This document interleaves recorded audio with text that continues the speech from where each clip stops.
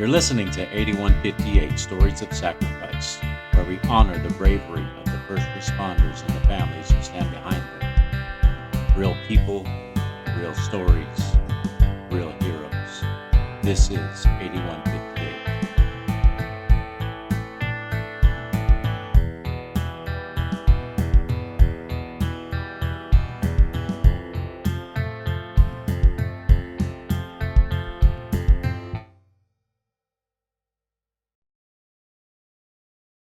Disclaimer.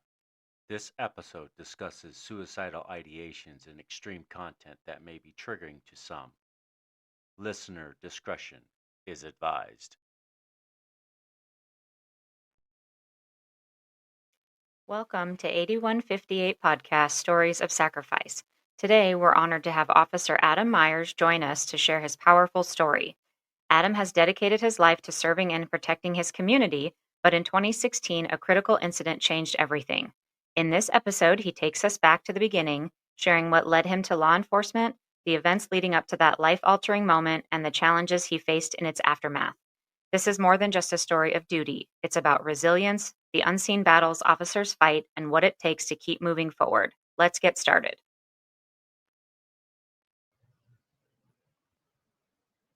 Welcome back, everybody, to 8158 Podcast Stories of Sacrifice. This is your host, Rico. Today's guest, his name is Adam Meyers. He is a law enforcement officer out of Wisconsin. He has an incredible story to tell to everybody, so I hope you guys tune in and listen to his stories, and let's show our support. We're going to talk about mental health, obviously. So we're going to go ahead and get started. So how's it going there, Adam? Good. How you doing, Rico? Fantastic. It's just another wonderful day. Yeah. Here too in Wisconsin, the weather's kind of gloomy. Who knows what's going to happen? It's kind of a roller coaster here, so yeah, we'll just I wait know and what see. It's like up north. You know, I used to live in Montana and Michigan and Ohio. So. Sure. I'm going to start off with a few questions, and then I'll let you take it from there. Okay. Let's start off from the beginning. Can you share a little about who you are and what led you to the career in law enforcement? Sure. My name is Adam Meyers. I've been a police officer for 23 years. As far back as I can remember, I wanted to be a cop.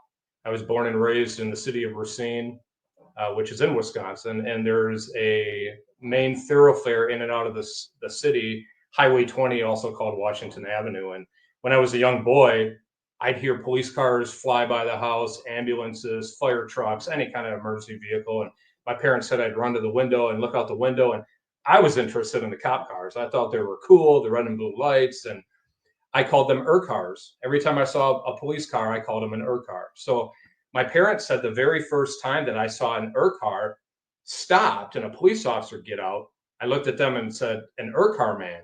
So when I grew up, right then I knew when I grew up, I wanted to be an car man. So I took what I thought were the necessary steps to become an car man, a police officer, by, graduating from high school, going to college, graduating from college with a criminal justice degree, and then joining the Army. I was active duty military police for 5 years. Went to Fort McClellan, Alabama for the training. Then I was stationed in El Paso, Texas, Fort Bliss, Texas, the whole time. So it was great. It was an experience. I absolutely knew that I wanted to be a cop. And by joining the military and being an MP in the Army, that just confirmed even more I wanted to be a cop. So once I was done, I moved back home to Racine and started the process of trying to be a police officer. And luckily enough, I passed everything with the city of Racine. So I was honored to be a police officer in my hometown where I was born and raised. I went to school, lived, worked, and played, everything. It was great. It was surreal. I remember just driving in the squad car once, driving by the county building where they have these huge mirrored windows. And I look over to the right and I can see myself driving the squad car. And I'm like, wow, this is what it's all about. I'm actually doing it, Right. So it was great. So as far back as I can remember, I've always wanted to grow up and be a cop. And I've been doing it for 23 years. Fantastic, man. It's definitely an honorable career, and You do everybody a great service. I know law enforcement gets a bad rap. You have bad apples, but Sure. I feel like there's more good officers out there than there are bad. They only show the bad as opposed to the good, Absolutely. Absolutely. so Yeah. we definitely appreciate your service and what you guys do. Thank you. So can you take us through the event leading up to the critical incident in 2016? What happened that day? Sure. I was involved in a critical incident on April 8th, 2016 at 5:15 p.m. That was a Friday. It was a very busy day. It actually occurred in our Walmart store. And on Friday at 5:15 p.m., as you can imagine, Walmart's super busy. People are coming and going, grabbing their food and whatever for the weekend, getting stuff ready. Maybe they have some chores to get done around the house, some other stuff going on. So the store was very busy. And I was sitting at the police department working on a retail theft report, and I got dispatched to Walmart. And originally, the call came out non-emergent. It wasn't that big of a deal. It was a common call that we get all the time. And dispatch contacted me and said, "Hey, we need you to respond to Walmart. There's somebody who is refusing to leave the store, and that person is with two chaperones. Can you respond and assist?" And I thought, yeah, no biggie. We do that all the time. We do that at retail stores. We do that at grocery stores, at people's houses. We do it all the time. So it wasn't very emergent. So I grabbed my laptop, walked out the back of the police department, jumped in my squad car, and started driving to Walmart. Now, what I didn't know at the time was the call came in as a 911 hang up call. And our dispatch center called them back. And kind of the backstory is there was a woman there who was struggling with mental health. She was at a state mental health facility, but she had received a pass, like a good behavior pass to go out to eat. They went to Culver's, and then right across the street was Walmart. So they went over to Walmart, and when the two chaperones told her, and her name was Melissa, "Hey, it's time to go. We need to go back," she refused to leave. So they called 911 because she had a history of violence. She was a bigger girl compared to the two chaperones, so they wanted some assistance. As dispatch kept the chaperone on the line, dispatch was kind of given a play-by-play by one of the chaperones, and Melissa ended up walking towards the sporting goods section and removing a hatchet from the packaging. Now, when that information was relayed to me, it was just, she's trying to remove a knife from the packaging. Now she has a knife in her possession. Now she's walking around the store, threatening people and damaging property. Now, I just thought it was a simple pocket knife, like a lot of us carry in our duty bags, or you and I might carry just around because it's useful. And not that a regular knife wouldn't have been less of a threat, but that was my mindset when I was responding. But I knew it was dangerous, so that's when I turned on my lights and sirens, and it became a lot more emergent, and just stepped it up to get there. When I arrived, I pulled in the parking lot, and there was a lot of people in the parking lot. Nobody would get out of the way. I'm thinking, will you fricking move? I mean, there's something going on in the store, but everybody, well, even like me, when I was a little boy, looking out that window at the cop car going by, everybody's kind of looking at my police car like, oh, wow, what's going on, and looking at the lights, looking at the siren. They wouldn't get out of the way. And I think I even said out loud a few choice words like, get the, what out of the way. And Right. the last thing I knew is that Melissa was walking up towards the front of the store. Now, initially, I was going to respond through the auto center because sporting goods is back there. A lot of Walmarts are set up the same. So I was going to respond through the auto center and hopefully make contact with her back there before she, progressed and walked towards the rest of the store. But she had already done that. So everything changed. So what I decided to do was pull my squad up right at the general merchandise entrance to kind of block that entrance. I turned my siren off, but I left my emergency lights on. So hopefully that anybody that may have been walking towards Walmart thinking, hey, I'm going to go through that door, would think twice, hey, maybe something's going on. The cops are here. So I immediately got out of my squad, drew my weapon because I had no idea where she could have been inside the store. And I made contact with a man and a woman, and I'm like, where is she? And they both kind of just pointed down towards the lawn and garden or the health and beauty aisle. And I kind of describe it as in the Wizard of Oz, when you're asking the scarecrow where to go, he's pointing this way and everywhere. They were just pointing down towards where she was. So I ran down there, when I first made contact with her, she was kind of at an intersection of one of the main aisles, and her back was faced to me. And I gave her, some commands to turn around. And when she turned around, that's when I saw a hatchet in her hand. And I thought, that's not a knife, that's a hatchet. Oh my gosh. And I gave her multiple verbal commands to stop, to drop the hatchet. She kept walking towards me. I was backing up. My weapon was out. She refused to listen to any of my verbal commands to stop, to drop the hatchet. And then I knew I had to shoot. So I shot twice. One of my rounds went in and out of her leg, and the other round kind of struck her right here in the sternum, and then she fell to the ground. That changed everything. That I know that by pulling the trigger, not only did I take Melissa's life because she did die several hours later after surgery, but I changed my own life. I changed Melissa's family's life, and those who were in Walmart also who witnessed it, or those who may have been on the other side of the store that heard the gunshots. I'm sure they all have a story now. Hey, I was at Walmart and I heard gunshots and the cops were there and they shot somebody. So first thing I did was I got on the radio and advised dispatch that shots were fired and to start rolling ambulance. And then I looked at everybody who was standing around there and said, please check yourself and please check each other, because I wanted to make sure that my rounds didn't strike them or strike anybody else besides Melissa. And while they were doing that, there was a Walmart employee there, and I asked them, please get on the intercom and ask if there's a doctor or a nurse here. And there just happened to be a nurse down the aisle that said, oh, I'm a nurse, and I did that. So hopefully they had some kind of professional training to assist Melissa before the ambulance arrived. The ambulance arrived, and then my corporal, who was my field training officer at the time, when I was hired, kind of came in, talked to me, and kind of scooped me away and brought me back to the police department while the shooting scene was investigated. Mm-hmm. So that's kind of a little bit about, how it happened that day. Okay. So when did you realize the impact that day would have on your life moving forward? I think initially I did. I don't think I realized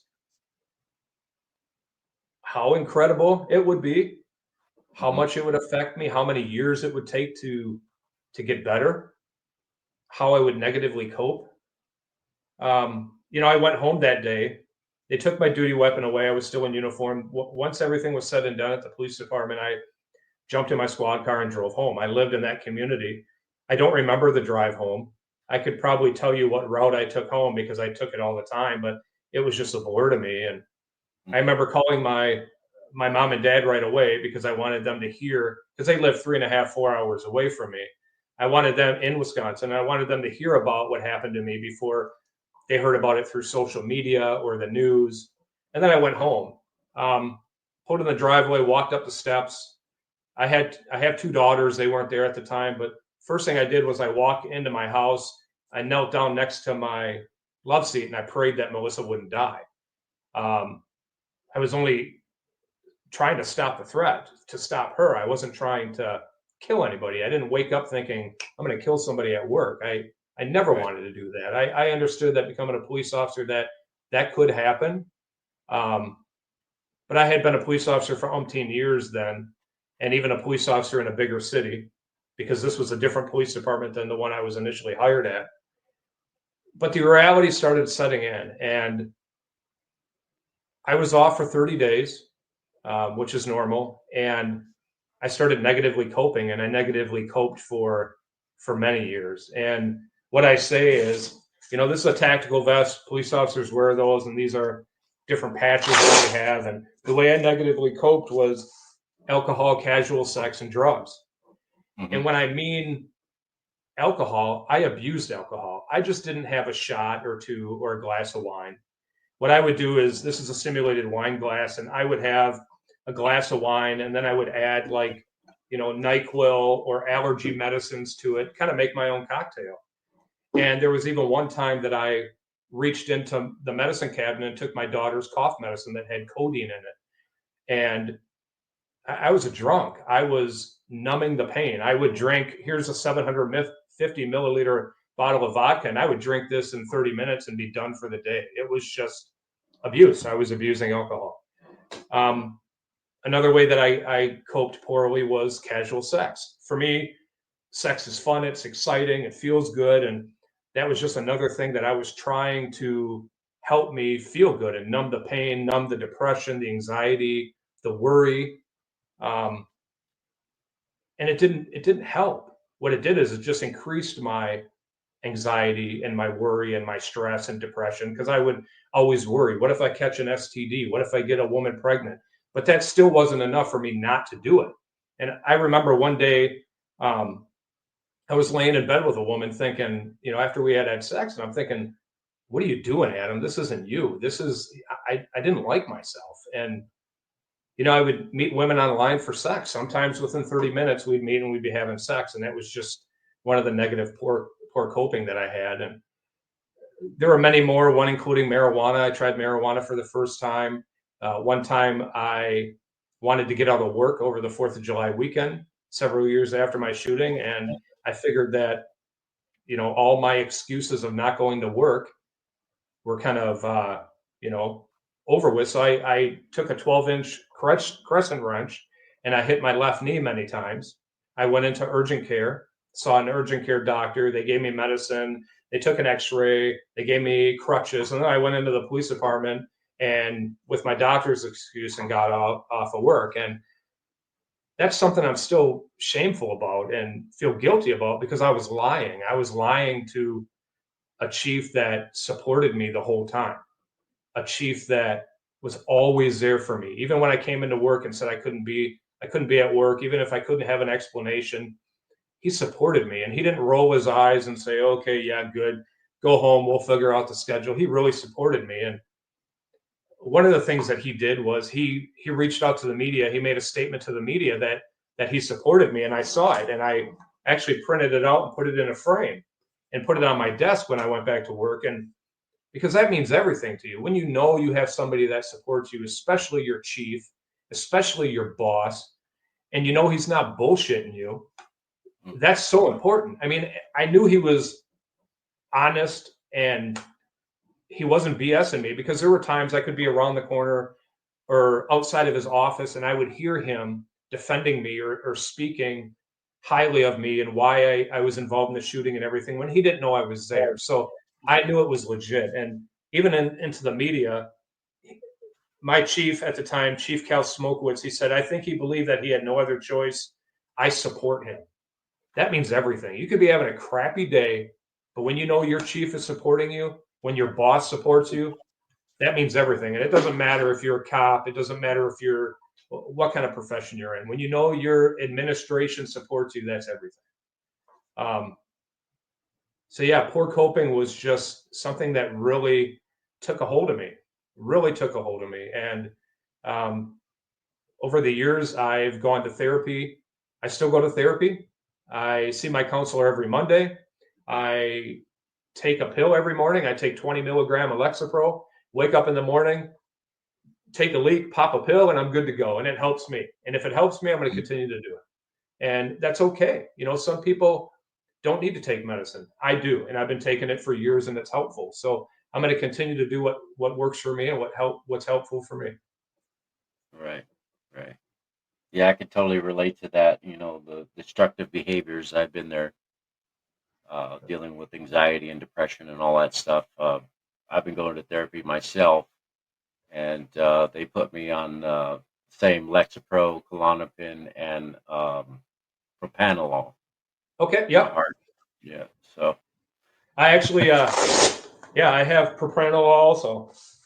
Lexapro and propranolol. I haven't taken propranolol for probably 2-3 years. They say just take it if you need to relax a little bit, because it kind of lowers your blood pressure or something like that. Yeah. But I can't even tell you where the bottle is. But yeah, I've had that too. So, and it works. It really works. It does. It's definitely helped. Yep. Definitely helped. Yeah. I don't run as high a risk of employment as you do, but I am a truck driver. So, but okay. I suffer from severe anxiety, and the doctor talked about possible PTSD because I had a lot of childhood traumas growing up. Okay. but I definitely can relate to a lot of the self-destructive behaviors and the drug and alcohol abuse and all that stuff. So, Okay. Yeah, what happened to me was in 2021, I was in an active shooter training and had a panic attack. There was about 30 police officers there, and it was inside an elementary school, and we were training, and we were going over a PowerPoint, and the PowerPoint kept touching on active shooters that happened in April. Now that's what happened. My shooting happened in April too, and I was sitting comfortably like I am right now in a chair, and just started feeling really, really hot, really a knot in my stomach and uncomfortable. And about a minute, I reached up to my forehead and it was drenched in water. I was having a panic attack. And the first thing I thought of is I got to fight this and I got to hide that I'm going through it. And I think it has to do with that stigma. But those other police officers there, they knew me. They knew that I went through what I went through. It would have been completely fine for me to say, hey, I can't do this. I'm struggling right now. I don't even have to tell them I'm having a panic attack. I could have just said, I need to leave, and it would have been okay. But because of that stigma, because of maybe that ego of being around other, male cops, that the first thing I thought of is I have to hide it and I have to fight it. And that's what I did. And a couple days later, I went through all the training, passed all the training, and went off for a couple days.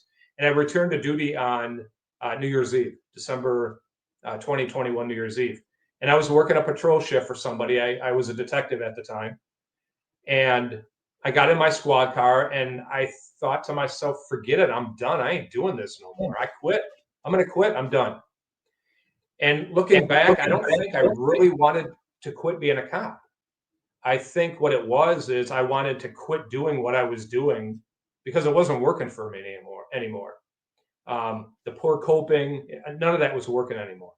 So I reached out to one of my sergeants and he came and sat in my squad and he goes, hold up, you're not going to quit. And I said, yeah, I am. You need to come with me. I'm going to talk to the chief. I'm done. I ain't doing this no more. So we went and spoke with the chief and he said, well, no, take a couple days off, go home. You're not quitting right now. And they were really supportive. So, and this was a new chief, not the chief that had been with me during the shooting. So I went home, and after a couple of weeks or so, I thought I was ready to go back to work. And that chief mentioned, well, you need to have a psychological evaluation, a fitness for duty test. And I'm like, yeah, let's go, absolutely. Because I had been speaking about my mental health since 2019, for 2 years, and I'm a strong advocate for that. And I was like, yeah, I was fine with that. So I scheduled a fitness for duty test, and it was on one day from 9 a.m. to 4 p.m. And while I was driving there, I thought to myself, you know what? I'm going to lie. I'm going to try to beat this test. And that was my whole intention, to go in there to take whatever tests they had and to lie and beat it so I can go back to work. But when I'm waiting in the waiting room, I thought, you know what, Adam, the only way that you're going to get better is to be honest. You have to be honest. It's the only way. So I chose to do that. I chose to be honest. And after, doing the evaluation, I was diagnosed with major depressive disorder. I was unfit for duty. I was diagnosed with major depressive disorder, acute stress, PTSD, dissociative features, and I couldn't go back to work. So what I had done is I had read through my psychological eval, which I have here, and I started crying because I'm reading this and it gave me answers to everything I was going through over the years. And why? Because I finally put myself first and I was honest. I talked about may have difficulties being in a relationship and just all this other stuff. And I'm like, this is me. So I was grateful that I finally had enough guts and courage to be honest. But I couldn't return to work. So I requested a 90-day leave of absence and it was granted. And during that time, I went to therapy for, 2-3 times a week. But I didn't get workers' compensation. I didn't get any kind of pay. And I truly believe that I didn't because it wasn't a physical injury. If I would have broke my arm or leg or something, I'm pretty sure that I would have got some kind of money, some kind of pay. For years, I pay health insurance. So when I go through something like this, that helps me. My whole plan was to get better and go back to work. Mm-hmm. And so what I had to do is I had to file unemployment. And during that process of going to therapy 2-3 times a week, I had to apply for other jobs just in order to get 300 some dollars a week to stay afloat, to not drown. And I struggled with that. And during my leave of absence, I was also put on a safety plan. And this is a safety plan right here. And, I struggled with that too. And the reason why I was put on a safety plan was because during that evaluation, there were some suicidal ideations, which I get. They want to make sure that I'm okay and safe. I didn't hold a Right. grudge, but I was just, for years, I was always there for people who struggled and needed safety plans. Now it was me, and it's different when it's you. So shortly after that, I was at home, and one of the sergeants came out to my house. I didn't live in the same community. It was a different community. And they came out to my house, and the sergeant gave me an order to immediately cease and desist speaking about my personal mental health. Oh, Now wow. that was a shock to me because I had been doing that since 2019, and I've been helping so many other cops, just people in general. It didn't matter if they were unemployed or worked. It didn't matter what their profession was.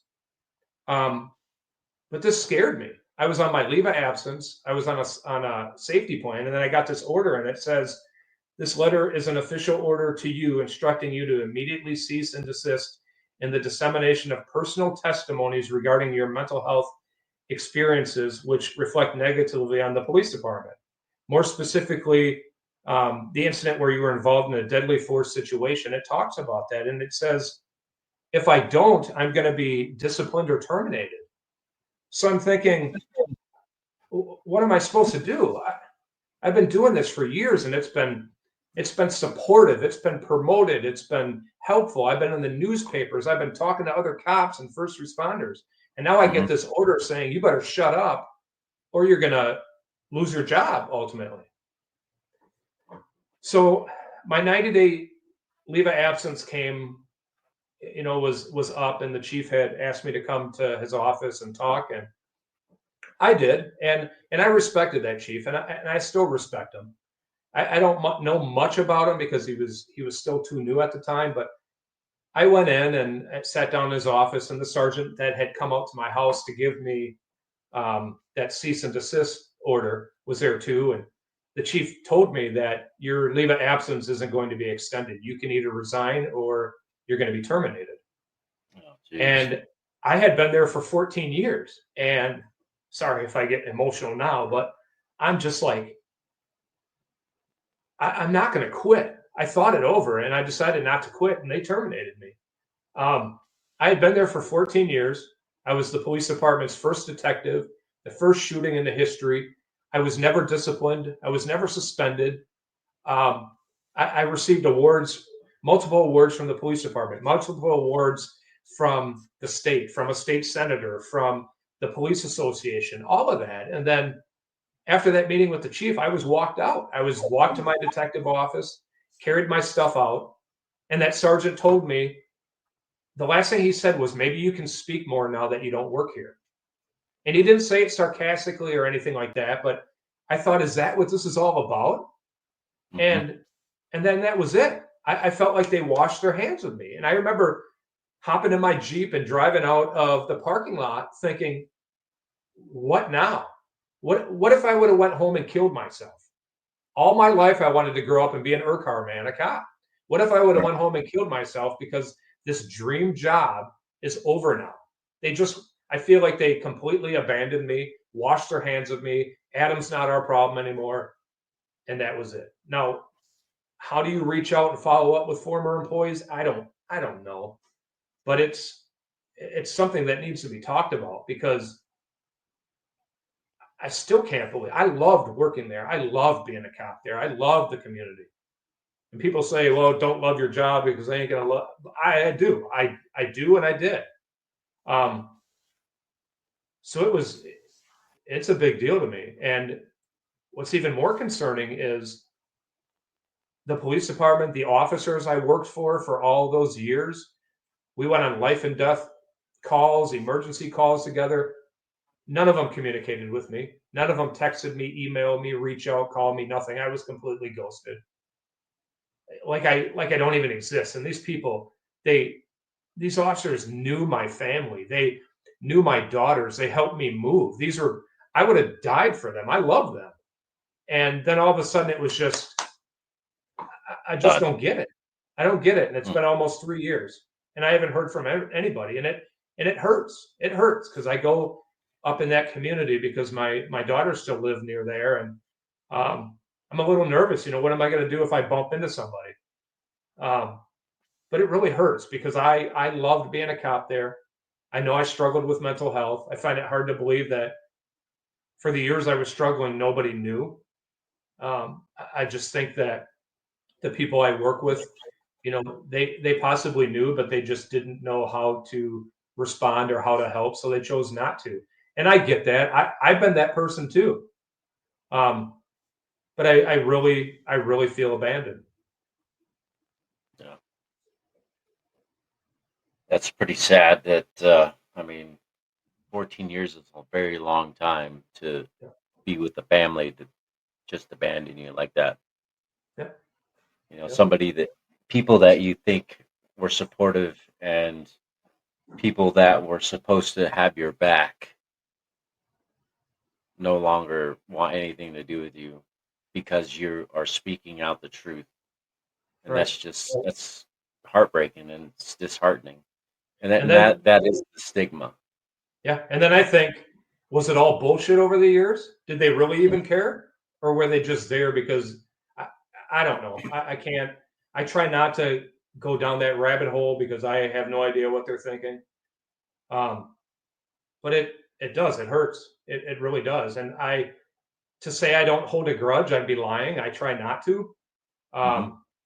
And knowing me, if I bumped into them, if I went up north, I'd be like, hey, how's it going? I mean, I probably wouldn't go into grave detail as to what I'm doing and stuff like that. But I do know if I would see them before they saw me, I would avoid them. It just really hurts, and that's putting it lightly. I couldn't imagine. So after this incident, what led you into your future? I mean, how did you manage to deal with that situation? Well, what I did is I went home and I just continued to apply for jobs because I needed to stay on unemployment. I needed some kind of money coming in. And then I reached out to my sister who lived near my parents, 3.5, 4 hours away. And I spoke with her and she goes, why don't you move down here by us? And I'm like, I only got a couple bucks. Maybe enough to fill the tank and come down. And she said, her name's Amy, my sister, only sister. And she goes, Adam, all you got to do is come down here. We'll take care of the rest. So I did. And I moved in with my sister into her basement. We always joke that, hey, at least it wasn't my mom and dad's basement. Yeah. I wasn't on medicine at the time. I wasn't seeing a therapist, but she saw I was struggling, and I'm truly blessed because behind my back, she was trying to find a therapist for me to see, and she did, and that's who I see now. And I got healthier. I put myself first.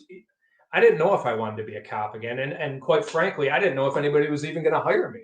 You go into an interview and say, "Yeah, I got terminated, and this is what happened."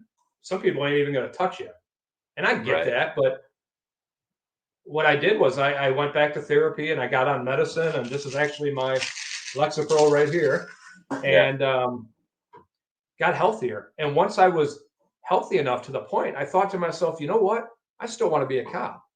I still have some gas in the tank. I still want to do it. I love doing this. I have a lot of training and experience that can help other police officers, other first responders.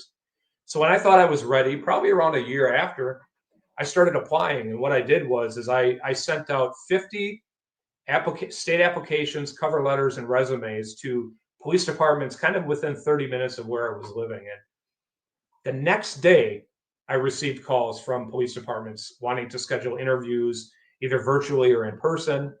And then there was a time where in a 2-week period, 3 agencies from 3 separate counties offered me conditional offers of employment.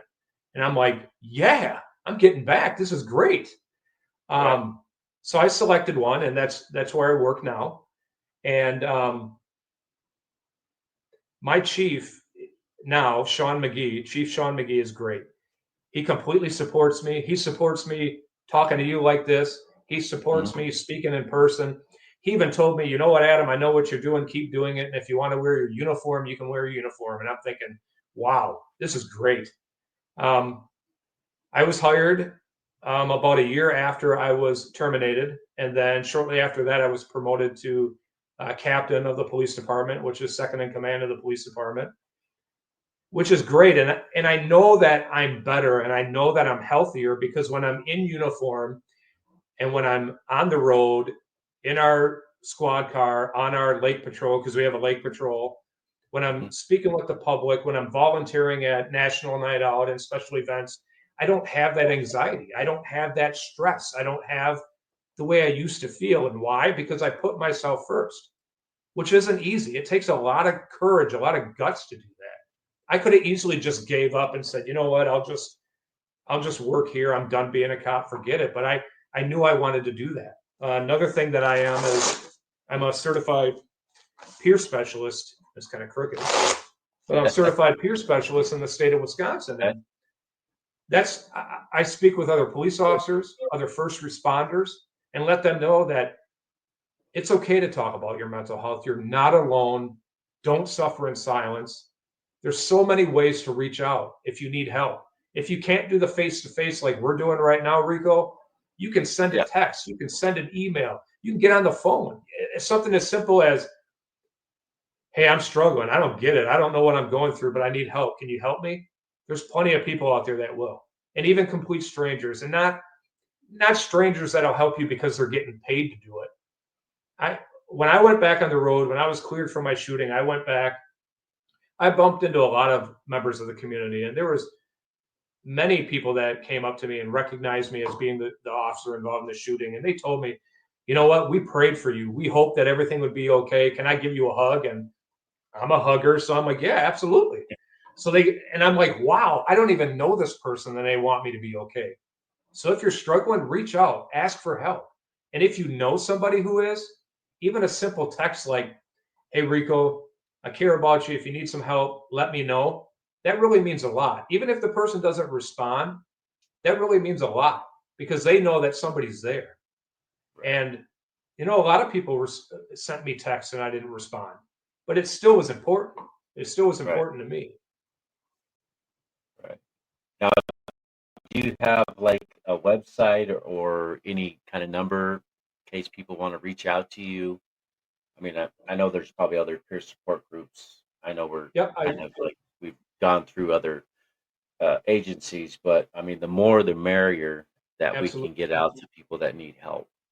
Absolutely. I'm the founder of Stop the Threat, Stop the Stigma. I started speaking about my shooting in 2019 at a local college. And Stop the Threat, Stop the Stigma was established to promote law enforcement and first responder readiness and wellness, in hopes that by me sharing my experience, it'll inspire other public safety professions, those who work in the public safety profession, to speak about their mental health, to get help, to help others. And my website is stopthethreat.stopthestigma.org.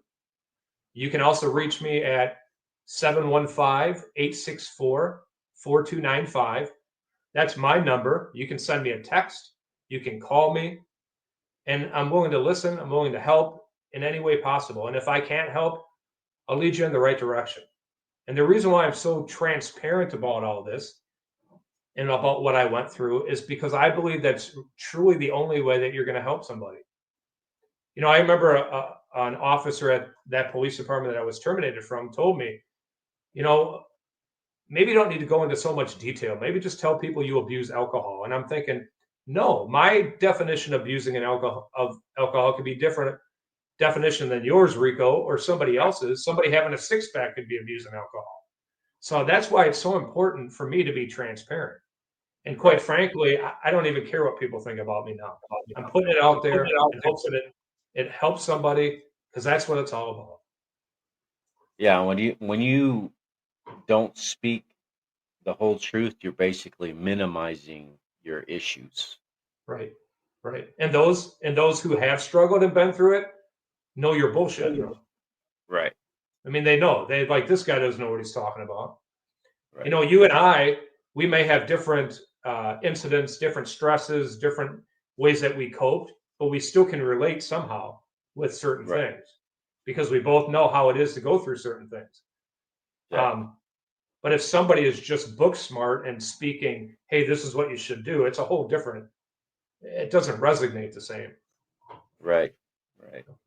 When you're physically and mentally going through it, it's different than reading a book.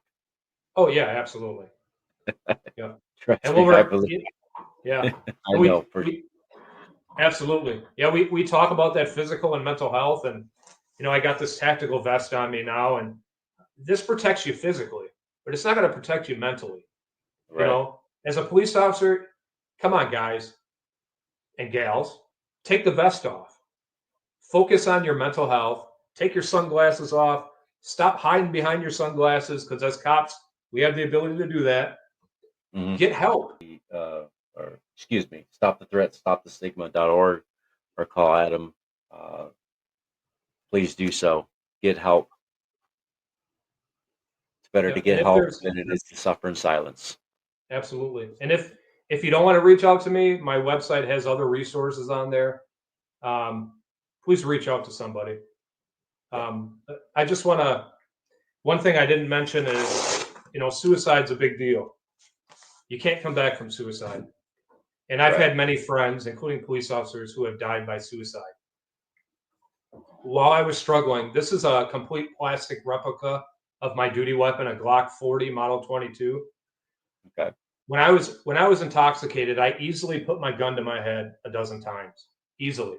I'd remove the magazine, clear the chamber, take the round out, and then put it to my temple, and I would listen for that metallic click. Now I don't know why. I don't know why I did that. Some people have said maybe you're preparing to die. Hmm. I don't think I was, but if anybody has any ideas, please let me know because I did that easily a dozen times, and I stop and think how many times did I do that when I was blackout drunk that I don't remember. I very well could have forgot to remove the magazine and clear the round from the chamber and died by suicide. I could have killed myself. And people probably would have found me and thought, well, Adam was in a shooting. He was depressed. It's sad. We get it.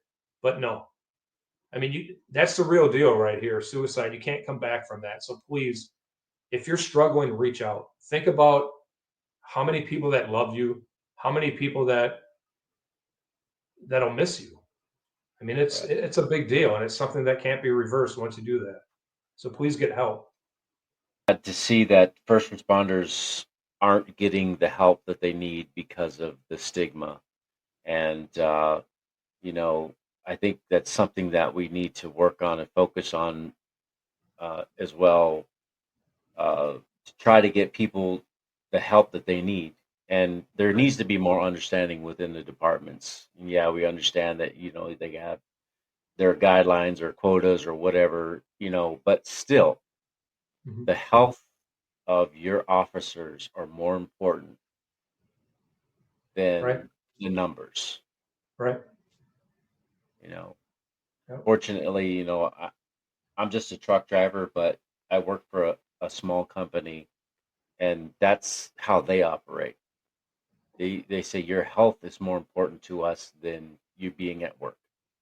Yeah. It When is. when It's I had important. my huge panic attack, I was at work when I did, and I was able to pull over. They come and got me, and they said, Hmm. "Go get some help," and then come back to work. They said, "You're more Good. important than the job." That's true. That's true. It's not always done that way, but you're right. Right, Yeah. right. So I would like to see more departments be like that. Try to get help for their officers and try to get away from that macho bravado of trying to hold it in, because when you suffer in silence, you're only doing yourself a disservice. And then Right. ultimately, you go through exactly what you've been through. Hmm. I suffered with a lot of panic attacks and anxiety and depression and stuff. Growing up as a young kid and also in my young adult age, and I kept it to myself, and I had to be strong, and even into my older adult years. And then it all just flared up, and now it's tenfold. Like when I have a panic attack, everything goes numb.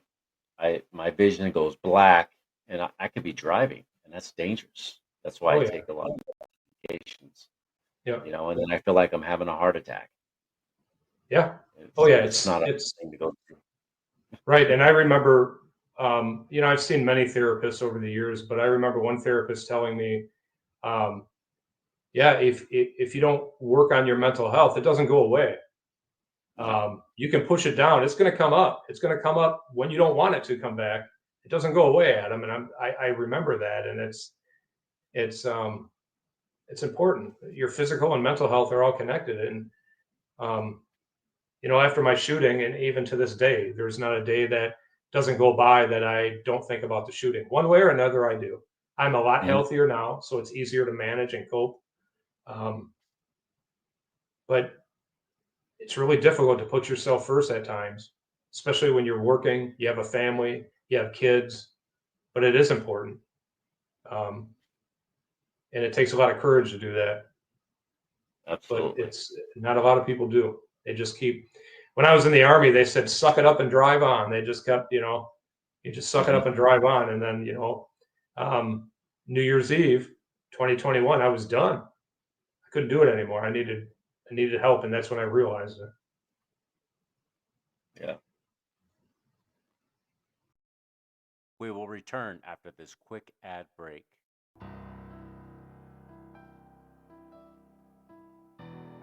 The William H. Bill Butler Jr. Foundation is on a mission to honor first responders and support those who serve. We provide scholarships for families who have lost a hero in the line of duty, offer second chances to juvenile offenders who are working to rebuild their future, and help new recruits pursuing careers as first responders.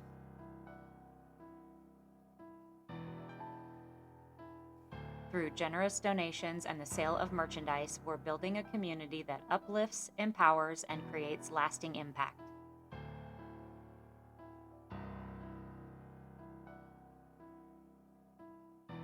You can be a part of this mission as well. Visit 8158podcast.com to donate or shop today. Together, we can support those who serve, honor those we've lost, and give hope to those who need it most.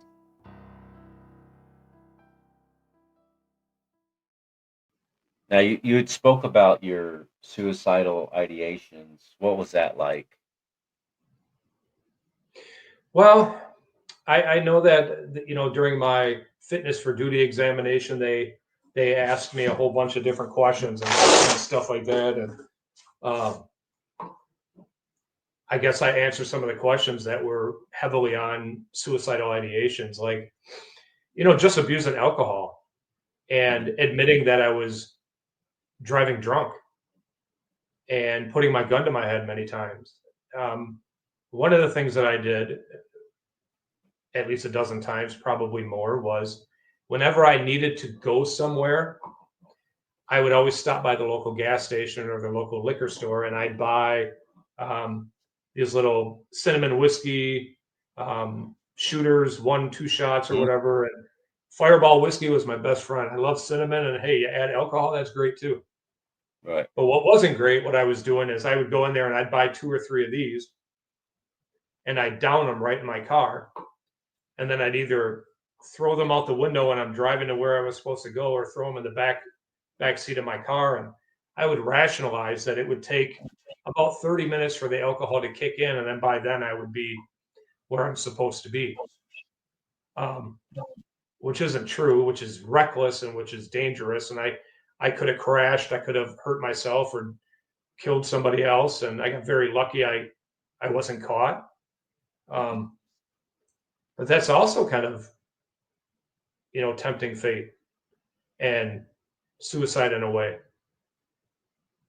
So going on that safety plan was rough. I mean, I'm reading it right now, and it says I have reviewed and understand the safety concerns expressed by my therapist regarding my observed and or reported elevated risk for harm to myself or others. Drinking and driving, that's a risk to others. Yeah. And the thing is I never would have done this. I never did it before my shooting. After, I didn't care. I just didn't care. I wanted that quick fix. I wanted to feel good. I didn't care.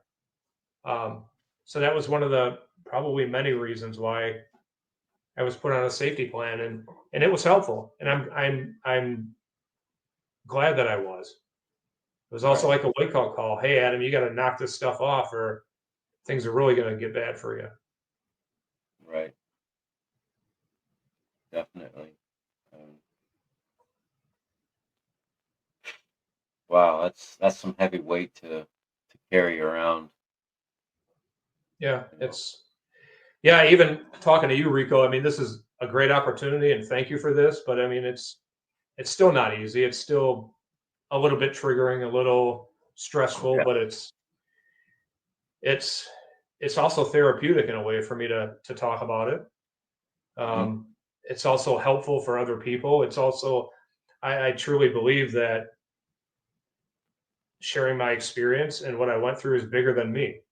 Right. It's to help other people. And I remember when I'm religious. I was born and raised Lutheran. I was confirmed and Hmm.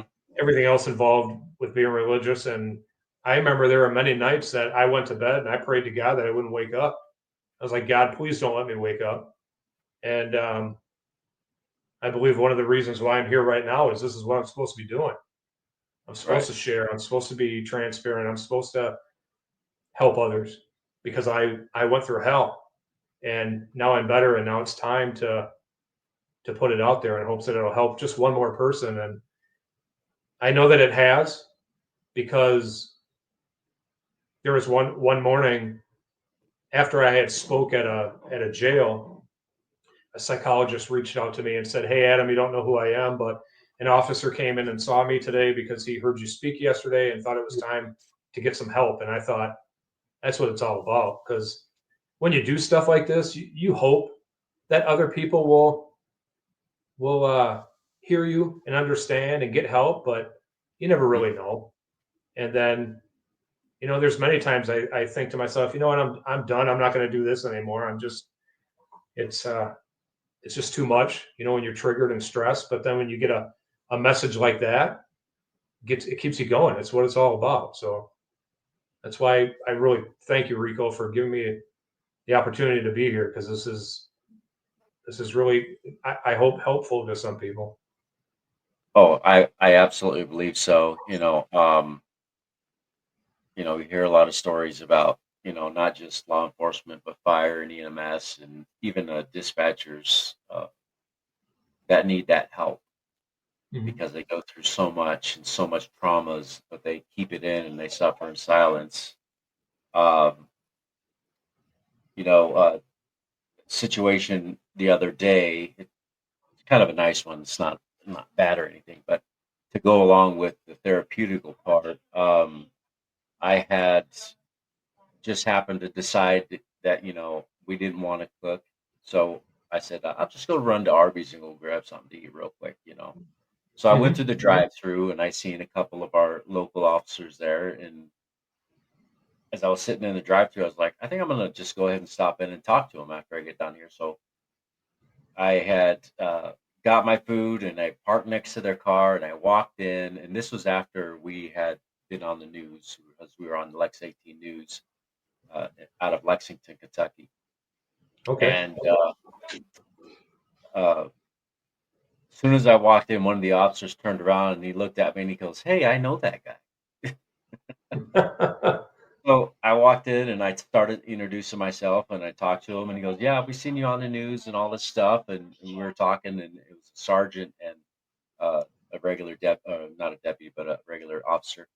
And the sergeant had said, they both appreciated what I was doing and helping them out and the things that we talked about. And he said, it's very therapeutic to hear a lot of these things because, or to even just talk about it, because if you can't get it Mhm. out, then you Right. just bottle it up and then it just builds up into something bigger.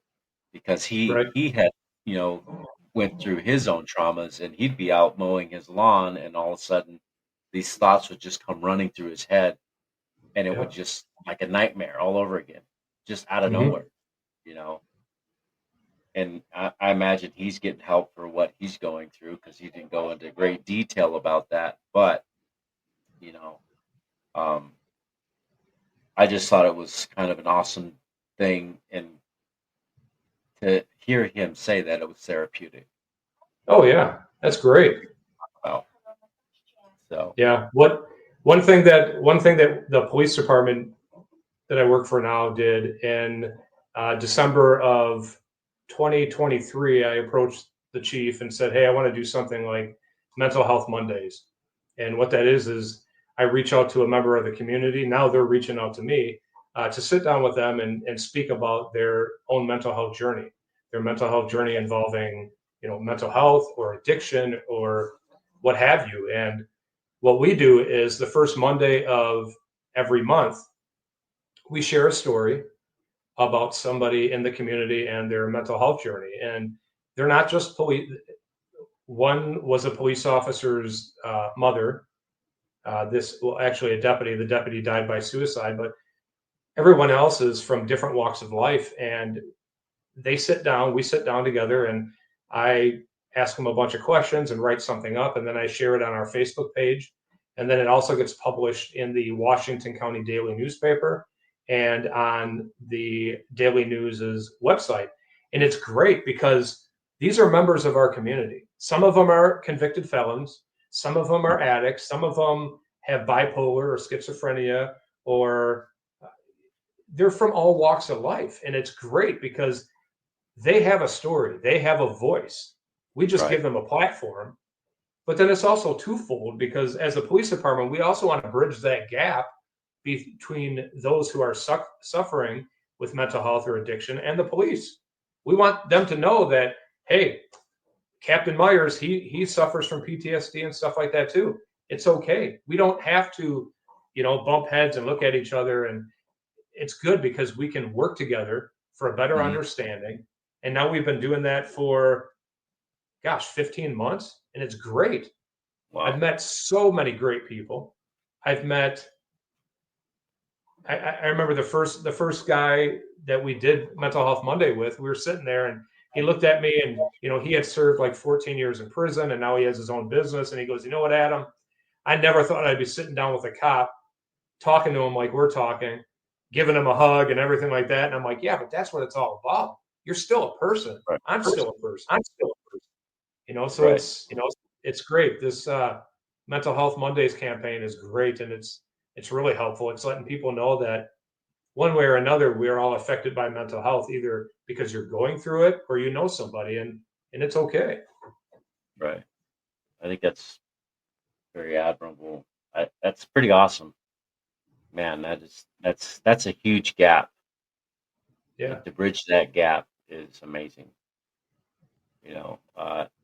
We started a nonprofit organization ourselves for fallen officers and their families, and scholarships for new recruits, and also for juvenile offenders to try to get them help if they qualify to become first responders, or to get them counseling or whatever like that. I think in our That's great. bylaws now, we talked about possibly offering scholarships to other nonprofit organizations to help them out as well. We're very, very new because we just opened it. We just started it. It's called the William H.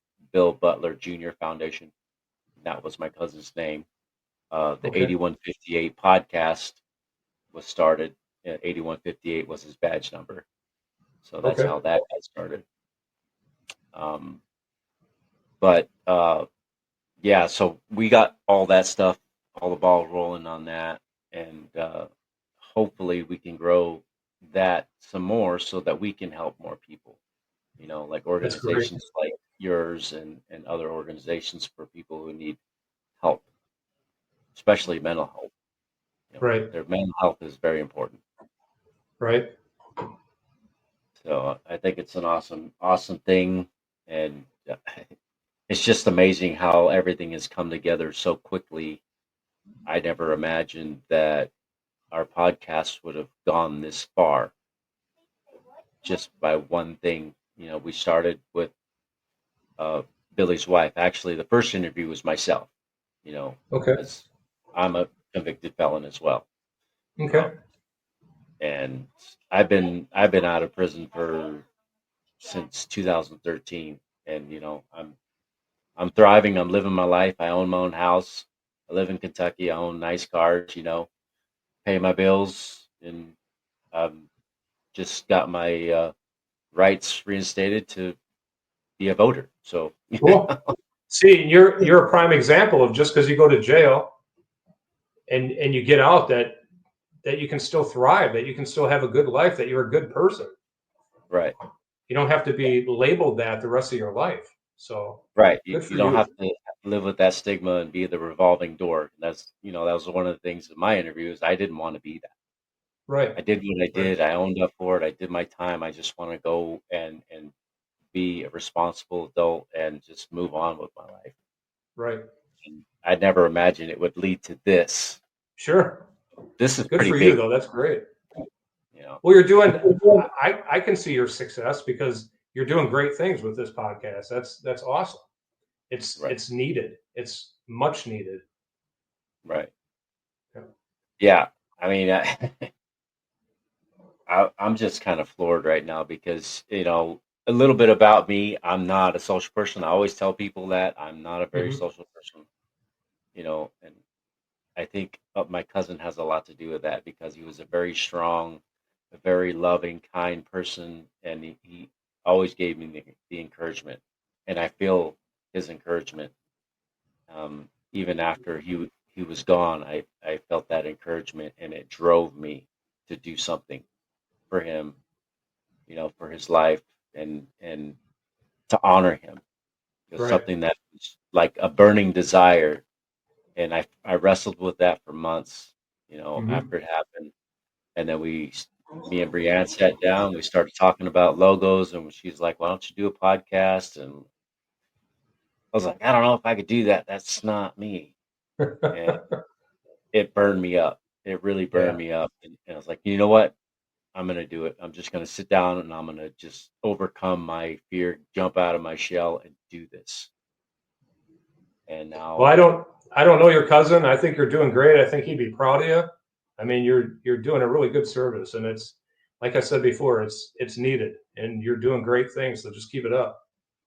yeah, we're trying our best, for guys like you. And I really appreciate you reaching out to us, because it's very important. Hmm. And sharing your story, it's a very powerful story, and it's something that people need to hear because that lets them know that they're not alone. Right. They're Right. not, they may be suffering in silence, but there's other people out there that have been through what you've been through. You know, Yeah, I agree. And it's so easy. For me, it was so easy to suffer in silence because my family lived 3.5, 4 hours away. So when they would call or text me, "Are you doing okay?" "Yeah, I'm fine." "Yeah, I'm okay." Like we all typically say, "Yeah, I'm good." There hmm was They couldn't prove it otherwise. I mean, there was no evidence for them to say, "Wait a second, Adam, I know you're not doing okay," because they lived, 3.5, 4 hours away. So it was easy to hide it, even though if they right? had a gut feeling that, yeah, we know you, something's not right, but I can't prove it. It's easy to suffer in silence when Yes, you're not around people that know you and that love you. So it's yeah. yeah. It's definitely easy to do, even for Hmm. us, you know. And we did have uh, one of our followers on TikTok. She had said, one of the worst lies that you can tell yourself is when somebody asks you if you're okay and you say you're fine, Yeah, that's true. when you know you're not. Yeah. And I said that hundreds of times. There's even times now that I say that, and people who know me now, if they're like, "Hey, how you doing?" "I'm okay." They'll respond with "just okay," and then hmm sometimes I'm like, "Yes, I'm fine." My God, and it's just like, Yeah, but that right there tells me that I might be stressed over something, and then I'm thinking, "Yeah, they're right. yeah, They're right." right, I can easily just say, "Yeah, I'm kind of stressed. Don't want to talk about it now," and that's okay. But to right, say, like you said, you're doing a disservice to yourself by saying I'm fine, I'm okay when you're really not. right. You're not doing yourself any favors. No, You know? no, you're definitely not. And it, it's kind of like alarming in a way that, if you're on duty and you're a police officer or a firefighter and you're suffering with these issues and you say you're fine, but you're not, you could be putting other lives in danger. Other lives could be at risk Right. because of There, what you're going through. right. And there were many times, I can't even count the number of times, many times when I would go into work and I felt like, and this was just me, I felt like I couldn't go into the chief or to my supervisor and say, I just feel off today. I can't be here. And what I would do is I would go hide. I'd hop in my squad car and go park behind a building, or I'd go park somewhere where I know people wouldn't flag me down. And then I would just sit there and pray I wouldn't get a call. But that's not good. That's not healthy. Right. Mhm. Looking back, I put not only my own life at risk, but the public, because I'm Right. supposed to be in tip top mental and physical shape to help them. And if I'm there and I shouldn't be there and I'm hiding, there's something wrong there, but I just felt like because of that stigma, because of always saying I can't be at work, I felt like I had to just push through it. And Right. looking back, that wasn't the answer. That was wrong. I shouldn't have done that. Right. Right. And it's unfortunate that you had to feel like you had to do that because Right. you had nobody to talk to. Right. And when I started my career in Racine in 2001, that was my hometown where I wanted to be an ERCAR man. And I remember I was a third shift evidence technician, and I helped at a shooting scene. We had 7 people shot and 3 died, a triple homicide. It was one gang shooting each other up over money owed in a dice game. And I helped process that scene with multiple other evidence technicians and police officers. And I want to say maybe a week or two later, an officer from the police officer support team was going around to the officers who were involved in that call, asking if they were okay. And I was still a fairly new officer, and I was okay. I wasn't struggling. I wasn't having nightmares. I wasn't coping negatively or anything. I was a young officer, and um, but now when I look back, thinking of what I went through now, if I was struggling back then, and that officer would have said, "How you doing?" I would have said, "I'm fine." There was no way. I just finally got my dream job of being a cop in my hometown. And now after a critical incident like that, the officer is like, "Hey, Adam, how you doing? You doing okay?" If I was struggling, I wouldn't have said yes, Right. because I'm finally doing what I absolutely love doing for my hometown. I'm not putting that at risk. Um, and if I was struggling back then, should I have said something? Yeah, you should. But it's that stigma, it's that worry that, hey, if I do, I may get suspended, I may get terminated, I'm going to lose my livelihood. I have a mortgage, I have bills to pay, I got to feed the kids. That all plays into the whole saying if you're okay or not, because you're Mhm. worried about losing it all. And that shouldn't be a part of the thought process of reaching out for help. Right. So now the two different departments that you have been with, the one that you're with now are like the difference between night and day, right? Oh yeah, absolutely. Absolutely. So Yep. now the department, they know everything you've gone through and you have a support group with them and that kind of Absolutely. report. I do. And there's something that we do annually called Shop with a Cop, and that's nationwide. People are aware of that. Different police departments shop with little kids and get them Christmas presents and stuff like that. And it's a great program. And we do that every year. And we do that at our Walmart. We have a Walmart in our community here. And I Mhm. remember the first time that we were going to do that, my chief kind of came up to me and said, "Hey, I just want to make sure you're going to be okay doing this, because it's in Walmart." And he knows that all Walmarts are set up the same. And why did he ask me? Because he cares, because he gives a Right. shit about me, because he cares about Right. me. So I'm thinking, wow, I knew that, hey, I'm going to be okay doing this. But for him to come up and say, "Hey, Adam, you going to be okay when we do this?" I'm like, wow, he really does care. And I even told him, "Yeah, I'll be fine. I've been in and out of many Walmarts, but I promise you, Chief, if something's triggering and I have to leave, I'll be honest with you and I'll tell you. And Mhm. yeah, it's been good. And the support that I have at the police department now is great. It's absolutely great. So it's one of the Wow, reasons why I'm sitting here talking to you today, because it's okay to do that. that's a huge difference. Oh yeah, absolutely. The magnitude of support that you have now with this department is just astounding. That's amazing. Right, right. My hat's off to you and your department for that. I think there Thanks. needs to be a lot more of that, and not Yeah, this bravado or the stigma that, the department's weak because they're talking about their mental health state. I think it's beneficial. right. And I interviewed another officer from Virginia, and he is in along the lines of, he's fairly a new officer, and he believes there needs to be more mental health, uh, not necessarily the mental health part of it, but like he goes through issues and he's like, I would like to talk to somebody, not because there's something wrong with me, just because I want to get it off my chest and I don't want my Right. superiors to think something bad of me, or look weird on me because I'm trying to describe this, or just trying to get this off my chest, or think that I'm not fit for the job. He goes, I Sure. love my job. He And loves like his I job. He said, loves right. And like I said earlier, I see a yeah. therapist. It's okay. I see one every Monday, and I've learned so much about myself, not only related to my shooting, but even before, and even other stuff that I might be struggling after my shooting that's not related. So it's been very helpful. Um, Right. I've tried something called EMDR. I'm not sure if you've heard of it. Mm-mm. It's kind of it's light therapy. The best way that I can describe it, and I hope I do it justice by saying it, is there's a lot of things that during your trauma you may not remember, and there's some things that you do. So you have those little gaps, and what your brain does is it kind of connects and fills those gaps with what you think may have happened. Okay. So EMDR was very helpful for me in many reasons. One was because I didn't know I was doing this, but for whatever reason, I was always thinking that I'm not good enough, I'm not good enough, I'm not good enough.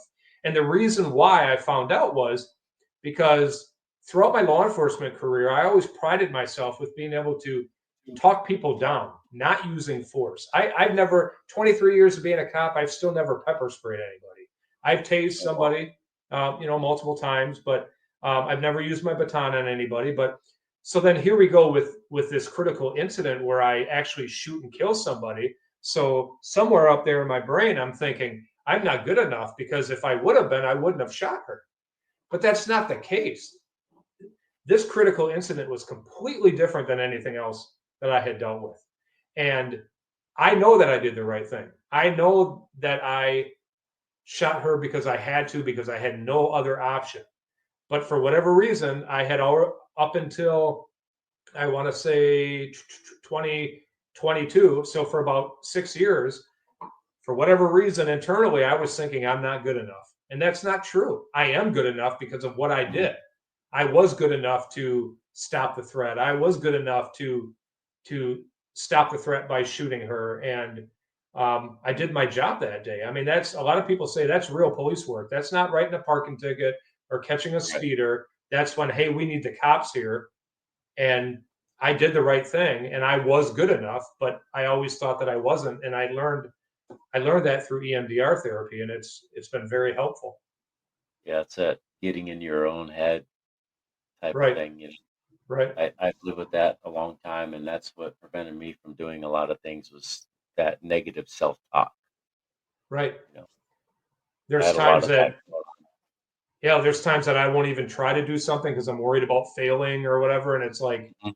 well, you already failed. You didn't even try. Because deep down, Right. it's like, hey, I'm good at that. I could do that, but well, I'm not going to try because I might fail or I might be judged. So Right. it's, but yeah, I get it. It's yep, Yeah, I know that the tragic situation that took place, I mean, it was unfortunate, but you did what you had to do, but you still had the composure to check on other people to make sure that they were okay as well. yeah, absolutely, yep, So I mean, you did what you had to do, and you still cared enough to talk to other people to make sure that they were okay. So it wasn't like you were just out for justice, out to kill. You know what I mean? It was something that Right. needed to be done. Right. And And if any of your viewers go to viewers, my go to my website, web. I have my the actual 911 call on the website that they can listen to the whole thing. Oh From wow. it started the 911 hang up call and then all the way to my shooting and a little bit past. So I mean, if your viewers want to listen to that, they can do that. Just kind of disclaimer, it could be triggering for them depending on what their life experience is and stuff like that. But they can click on it and listen to the whole 911 call, and it's not privileged information. It's already out there. Okay. They released the 911 call years ago, probably not even probably within a month of my shooting. They released it, so it's out there on the internet and all over the place anyway. So if Okay. your viewers want to listen, they can do that. Absolutely. I'm sure we're gonna go ahead and check that out ourselves. Okay. So we can listen to that. Um, I think it's important for us to hear that so we can hear it from real time and I heard your story, and Right. it's very powerful, but to hear it in real time, it's just like, that's reality. Right. That's the real Exactly. deal. Yeah. And then we get a bigger picture of what's going on with you and why you've gone through the traumas that you've gone through. Right. And I always knew that dispatchers would keep people on the line. If you call 911, please stay on the line, please stay on the line. And they do that because you can hear the entire call kind of play by play on the 911 call. You can even hear me giving the verbal commands to stop and to drop the hatchet. You can hear my gunshots. You can hear all that. So, I mean, Right. there's a reason why dispatchers do what they do, and they're great. I mean, Yeah. you got to give them a lot of credit because we could be out on the road and nothing's going on, but they're running around crazy inside the dispatch center because they take care of us. They do a good job. They do an Right. excellent. Yep. Yes, we had the privilege of interviewing a dispatcher, and she was amazing. And a lot of people don't see them, and then I thank you for seeing that Oh because yeah, they always worry about you guys all the time. They do, right, and when they right, hear shots fired, it freaks them out. They're helpless. They don't know what's right, going on. They could just and only hear on the phone. yeah, and From even listening to the 911 call. These are the dispatchers that I always work with. After the fact, listening, I'm like, well, I worked with this guy or this gal for years. I never knew this day was going to be like that. You just never know, and they do a great job. They really do, and they do the best they can with letting us know what's going on and keeping us safe and protecting us from afar. And they really do. They deserve a lot of credit. And in my book, they're first responders just like we are. right, exactly, and that's the way we feel. They are the first responder. 'Cause, Yep, phone lines go to them first, absolutely. Yeah, yeah. and They then have they to deal with it before we do it. And sometimes we don't even deal with whatever they're dealing with on the phone. Sometimes they take care of everything right there on the phone. right, That's what I yeah, meant by they could be super busy one night and we could be out there twiddling our thumbs like, gosh, is it time to go home yet? It's dead out here, and right. they're super busy in there. So I get They're it. dealing with all kinds of other stuff, and Yeah.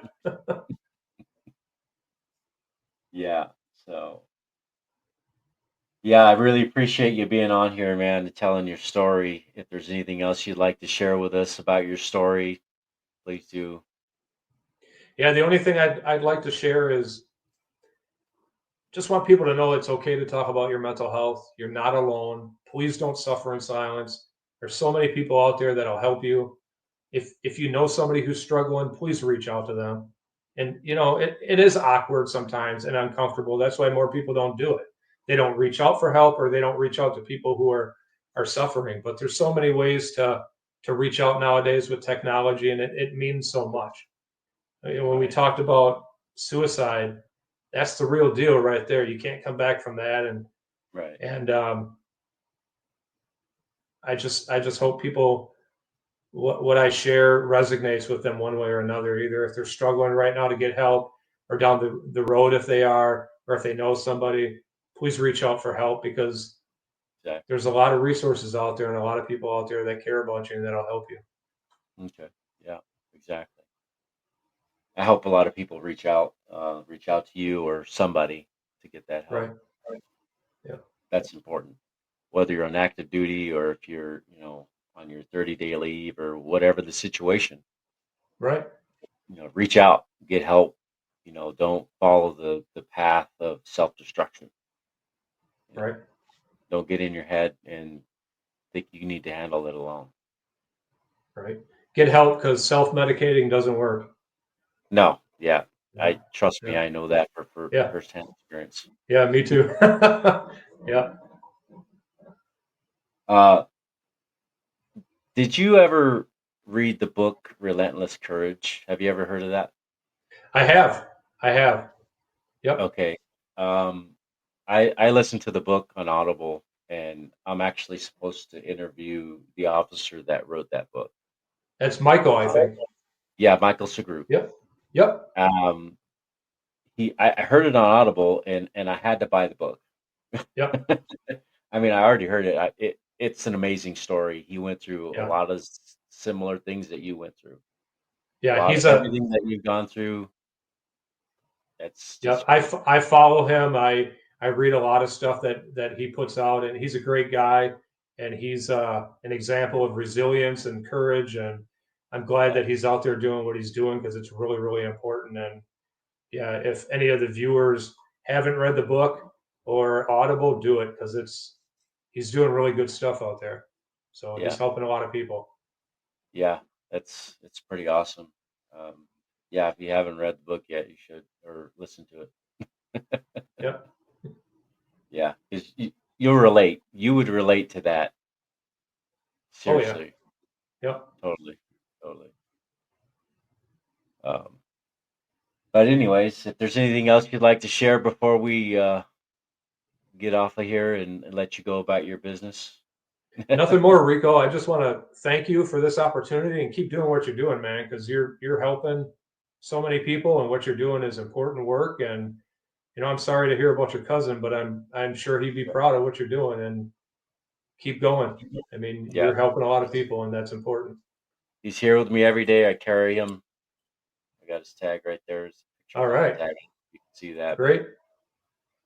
got his picture and his EOL on it, description. That's cool. In fact, one of the deputies had given this to my cousin. She told him that because I live in Kentucky and this was in Michigan, and Mhm. she told Casey that she didn't want me to leave without him because they were out and they were waiting to get more. And Casey took it off of him and gave it to her to give to me. So it's Okay. definitely got a lot more meaning to me than because Casey, he was a deputy and was my cousin's really good friend. Okay. So That's cool. it's Yep. it, Keep it keep has doing what you're doing, because it's what you're doing is important work, and it's helping people. So yeah, we're doing our best, and we really appreciate you being on here. thank And you. man, your story just hits home. It really Yep. does, and it just shows that and the whole thing about this whole podcast is we're trying to show the reality of things. Right. Police officers, firefighters, EMS, they are people too. Oh, absolutely. Yeah. You guys aren't like superheroes where you're made of steel. Right. You have thoughts, feelings, emotions, and you're human. We're all Yeah. human. You're human. You go Right. through the same things that we go through, Yep. and I want people to have more understanding about that, so that they could be nicer to you. Yeah. That'd be nice. Comply. The Yeah, majority of the people are. yeah. Don't get all reckless and don't take it personal when you get pulled over. Just chill out and everything will be fine. You know, Right. Yep. we don't want any incidences. We don't want, because I don't want to see an officer have to hurt anybody, Yeah. but they got to do what they got to do. Yeah, I never thought that I would ever do that in my career. I mean, I started in Racine, which at the time was a population of about 85,000. It's between Milwaukee and Chicago. Hmm. So we had our fair share of excitement down there. And then when I moved up north to the community where my critical incident happened, that's a population of about 7,000. And it's located between two bigger communities. Hmm. Um, but I had never thought by moving up there I'd be involved in a shooting. And even some of the um, Racine police officers that I had worked with previously even said that. I bet you never thought that was going to happen up north. And I'm like, not at all. But that Yeah. just proves that it can happen anywhere. It doesn't matter if you work at a huge metropolis police department or a one man or a two-man police department. It can happen anywhere. You stop a Yep. car, you go to a domestic, it can happen anywhere. And Yeah. then as a police officer, your mental health could be affected. That's why, Rico, it's so important what you're doing. It's so important that what I'm doing, just to get it out there to let other Absolutely. officers and first responders know that it's okay to see a therapist, to get help, to talk about it, um, especially if you want to continue in your career and be Exactly. healthy. Yeah. Exactly. His organization is Stop the Threat, stopthestigma.org. If you have any issues or any mental health problems, please reach out or find help anywhere that you can. Do not suffer alone. Don't suffer in silence. You are not alone. There are others out there that can help. Appreciate you being on here, Adam. Uh, Thank you, you, Rico. you're an awesome, and we also appreciate your department for their love and support for you, and they're supporting you being on here. And tell your captains or your chiefs that we appreciate it, and we thank them very much I from will. the bottom of our hearts. I It means a will. lot to us, and it will help a lot of people. I'll definitely do that. Thank you, Yeah, Rico. we appreciate it. And our hats off to you. Uh, Once again, we appreciate and love everything you guys do.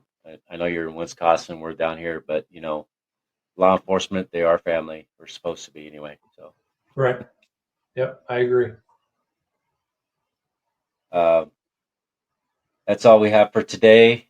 But again, Adam Meyers, Captain Adam Meyers from Wisconsin. Thank you, Adam, for being on. Uh, Thank you. if we later on in the future, we may do follow up interviews. If you'd like to return to the podcast, kind of let us know where you're at with your Absolutely. organization and with your department.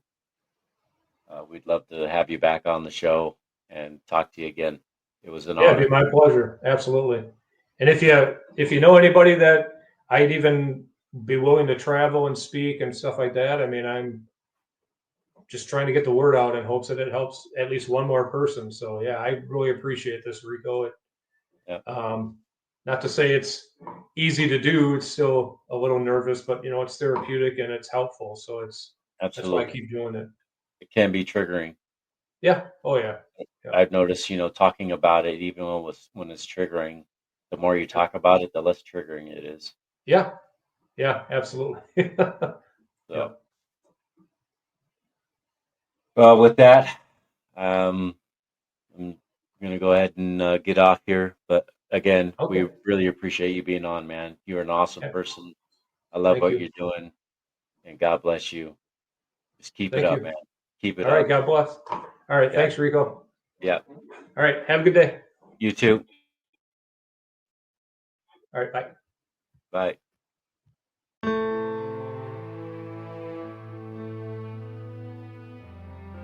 Thank you for joining us on 8158 Stories of Sacrifice. Every story we share is a tribute to the courage and resilience of first responders and their families. If this episode impacted, encouraged, or inspired you, please subscribe, leave a review, and share with someone who supports first responders. Follow us on all social media platforms at 8158 Podcast for updates. 8158 Stories of Sacrifice is a team effort. Rico brings the stories to life through casting, writing, original music, and editing.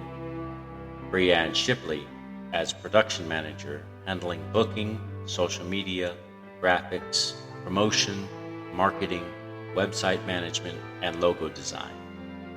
Please visit our website at 8158podcast.com. For questions, collaborations, or to share your story, our email address is contactus@8158podcast.com. Until next time, let's continue to honor the legacies and remember the sacrifices of those who serve, every brave man and woman on the front lines, protecting and defending us all. This is Rico signing off and honoring 8158.